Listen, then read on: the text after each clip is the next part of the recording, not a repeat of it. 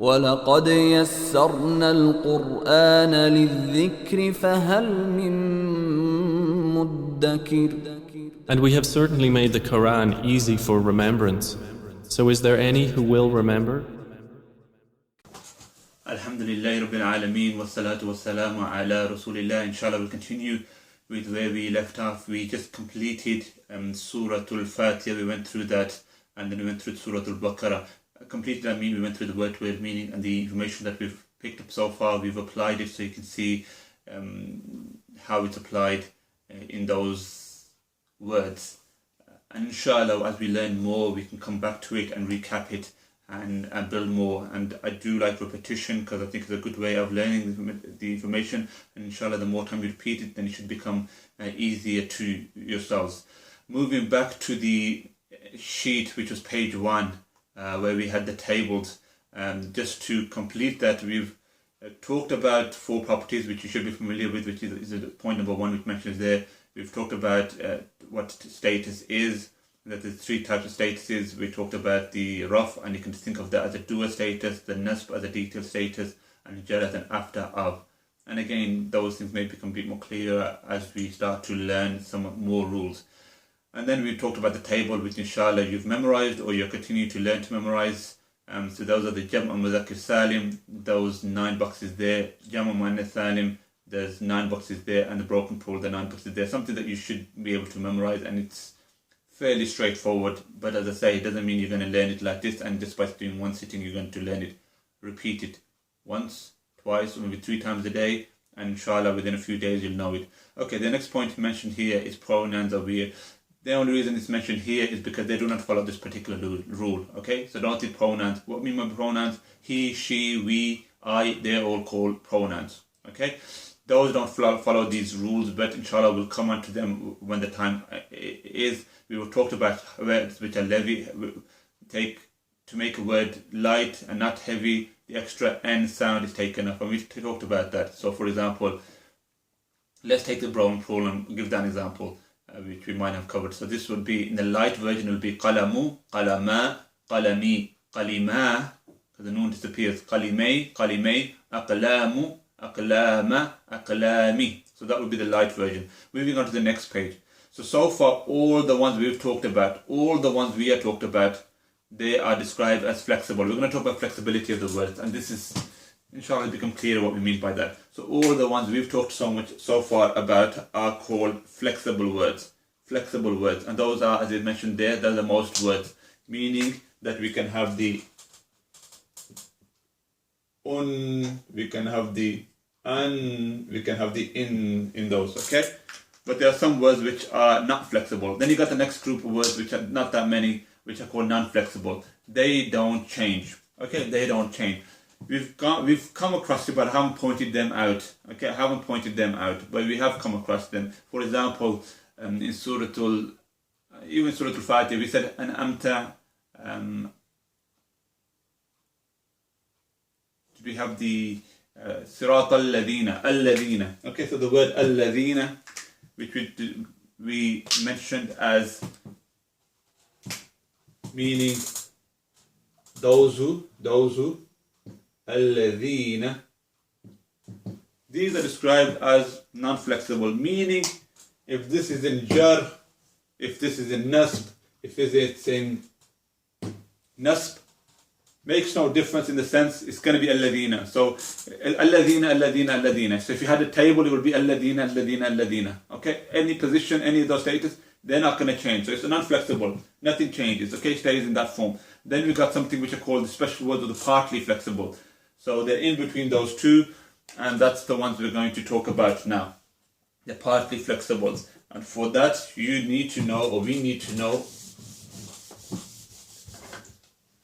the following.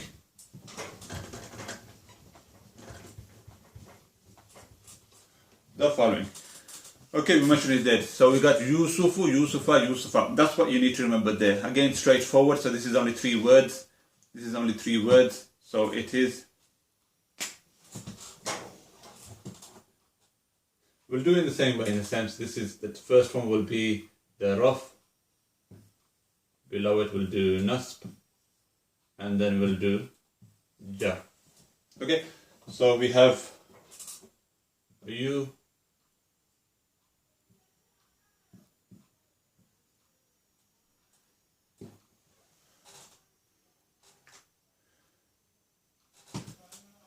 Yusufu, Yusufu, and next one we have Nasab,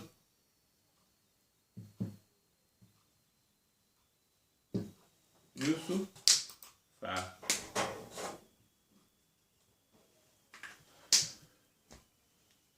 And then we have again something to memorize. Why to memorize? Because it can remind you, oh, this is a special word, this is what happens, and you apply the same rule. We'll see, inshallah. We'll talk about it in more details. So here again, Yusufa. Okay, so you have Yusufu, Yusufa, Yusufa. Thing to note is, compared to the non-flexible, what happens here? We don't have the uns. No tanween. No tanween. Can you see? No tanween. No tanween. Okay? So these words do not take the tanween. Okay? These words do not take the tanween. It's Yusufu, Yusufa, Yusufa. The other thing they don't take, as you probably noticed as well, is they don't take the jar. They do not take the jar. Either one or two. It's not Yusufi. Okay? Yusufa. Can you see that? Now this is what you need to know. These are special words. They're less than the ones we talked before, but they do occur, and they are the special words. Okay? They are the special words. So that's the ones there. So again, something to memorize. And again, as we've talked before, we mentioned it before. So if we see just the word, if we just see the word Yusufa, Yusufa, we can't tell, is it nasb jar? Could be either.